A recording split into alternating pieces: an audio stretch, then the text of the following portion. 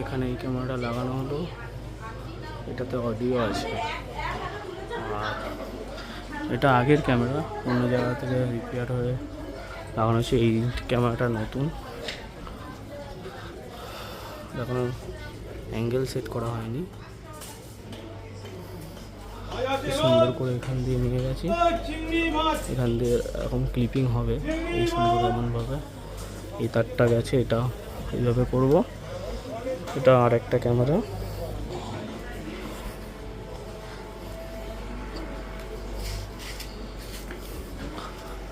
এখান থেকে নিয়ে গিয়ে